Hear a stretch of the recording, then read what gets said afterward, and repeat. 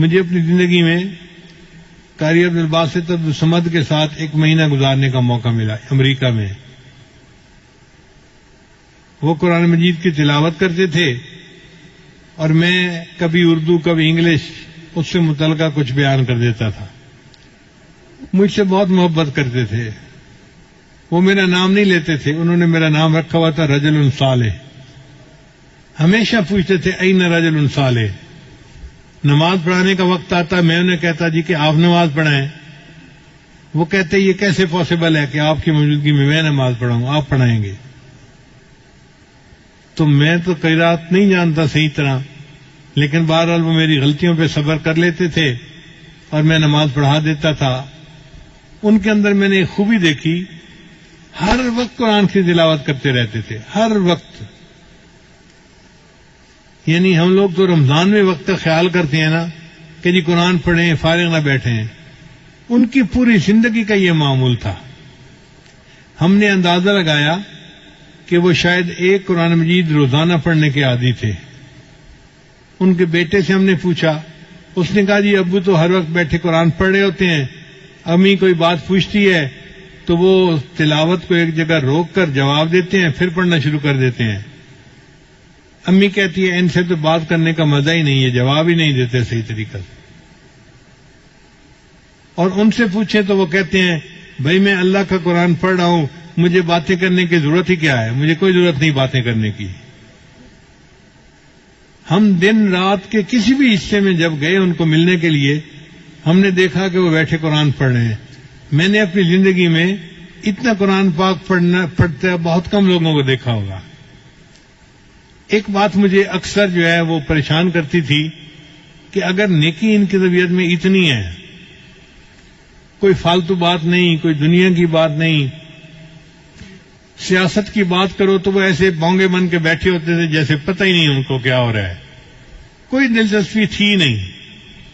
تو یہ داڑھی کیوں مڑتے ہیں؟ تو بعد میں انہوں نے کہا کہ علماء جو مصر کے ہیں ان کو ایک علمی مغالطہ ہے.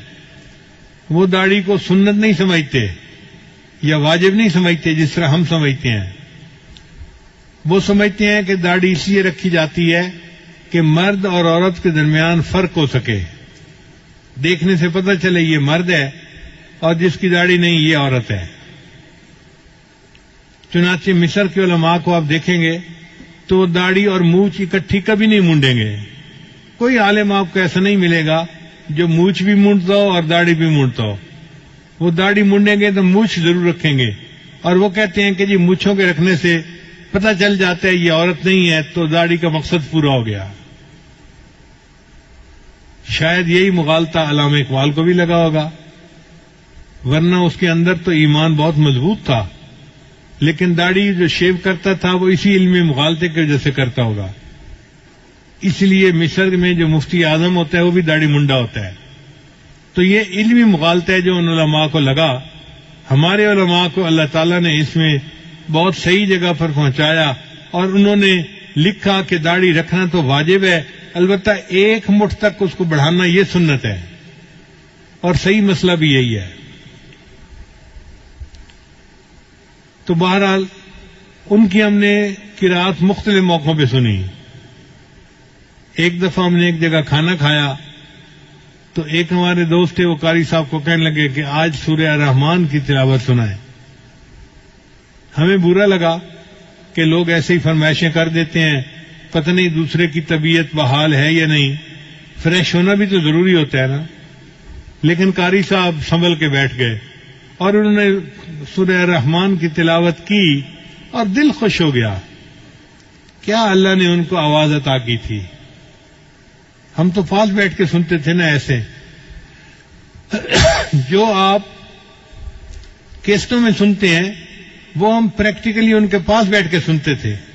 تو میں اللہ کے اس جو ہے وہ نعمت پہ حیران ہوتا تھا، یا اللہ آپ نے ان کو کیسی مترنم آواز دی ہے، کیسا گلا دیا ہے جو قرآن مجید کو اتنا خوبصورت طریقے سے پڑھتا ہے.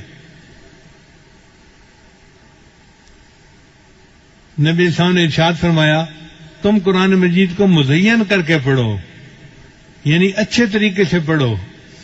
واقعی انہوں نے حق ادا کر دیا قرآن مجید پڑھتے تھے، دل خوش ہو جاتا.